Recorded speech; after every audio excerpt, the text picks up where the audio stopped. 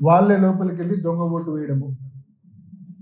ఏ రకంగా ఈ తంతంతా నడిచిందో జరిగిందో నిన్నంతా మనం చూసినాం. మరి ఈరోజు నిన్న మిడ్ నైట్ అంటే అర్లీ అవర్స్లో ఉదయం 2 గంటల పైచిలుకు సమయంలో రీపోలింగ్ పేరుతో ఒక ప్రొసీడింగ్ ఇష్యూ అయింది. ఆ రీపోలింగ్ కేవలం 2 బూతుల్లో మాత్రమే, అచ్చిబిల్లి అండ్ కొత్తపల్లి, ఈ 2 బూతుల్లో మాత్రమే రీపోలింగ్ అని చెప్పి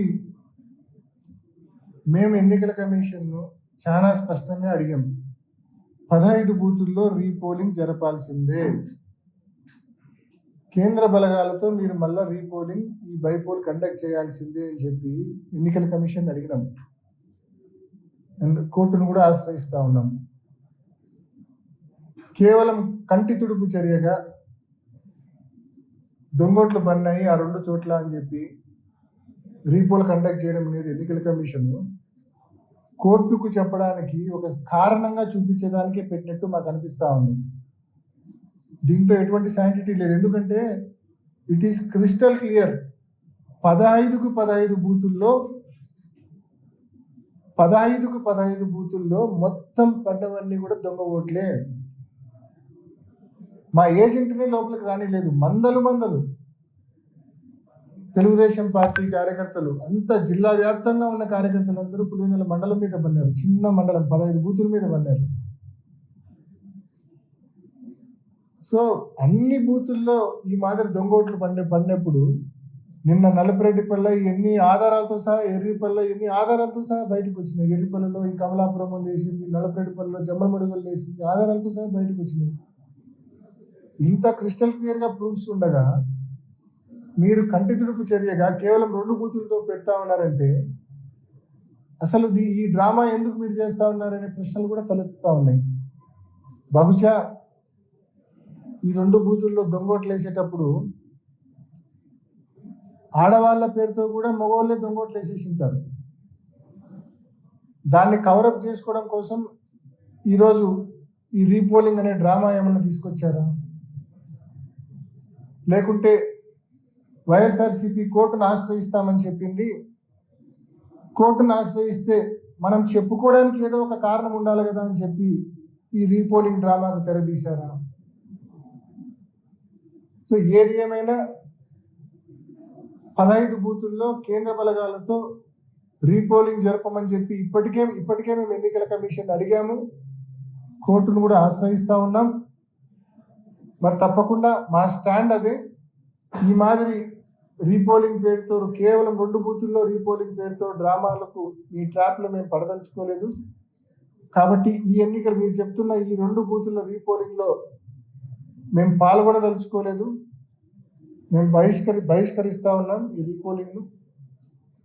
నిన్న ఏ రకంగా మీరు వైఎస్ఆర్ కాంగ్రెస్ పార్టీ పోలింగ్ ఏజెంట్స్ను బూతుల దగ్గర మీ వాళ్ళతో బలవంతంగా దాడి చేయించి, పోలీసుల సంపూర్ణ సహాయ సహకారాలతో మా వాళ్ళ మీద దాడి చేయించి ఏజెంట్ ఫామ్స్ లాక్కొని వెనక్కి పంపించారు, ఏ రకంగా అయితే ఓటర్ల దగ్గర బలవంతంగా ఓటర్ స్లిప్పులు లాక్కొని లోపలికి వెళ్ళి దొంగోట్లు వేశారు, మొత్తానికి నిన్న మీరు ప్రజాస్వామ్యాన్ని కూనీ చేశారు.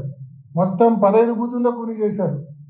నేను నిన్న మీడియాకి అప్పీల్ చేసిన, మళ్ళా అప్పీల్ చేస్తున్నా, ఇవాళ మీరు ఊర్లలోకి పోయినా సేఫే. నిన్నంటే సేఫ్ కాదు మీరు ఊర్లోకి పోతే. ఎందుకంటే జిల్లా వ్యాప్తంగా బయట నియోజకవర్గాల వాళ్ళు పెద్ద ఎత్తున వేలాది మందిగా ఆ 15 బూతుల పరిధిలో ఉన్నారు.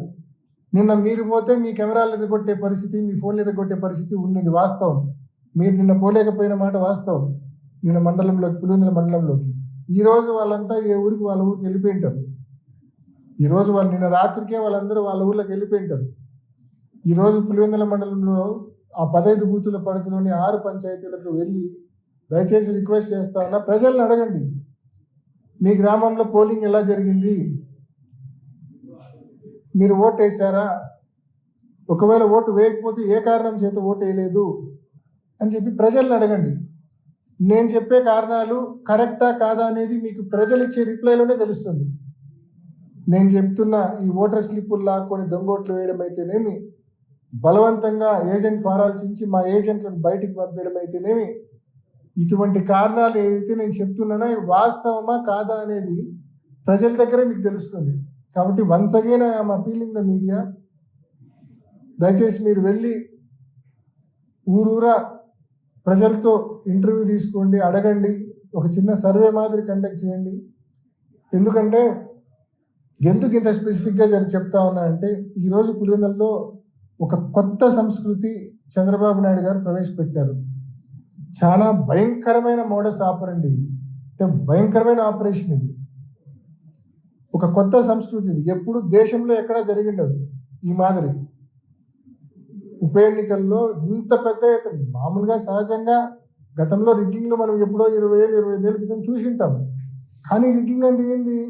ఆ గ్రామంలో వాళ్ళే వాళ్ళు మాట్లాడుకొని ఏజెంట్కు కొంచెం డబ్బులు ఇచ్చుకొని సెట్ చేసుకోవడము, లేకుంటే ఆ ఏజెంట్ లాగి చేసుకోవడము, ఏదో ఆ గ్రామ లెవెల్లోని, ఆ గ్రామంలో ఉన్న 2 పార్టీల లెవెల్లోనే నడిచిపోయేది. కానీ ఈసారి జరిగింది అది కాదు.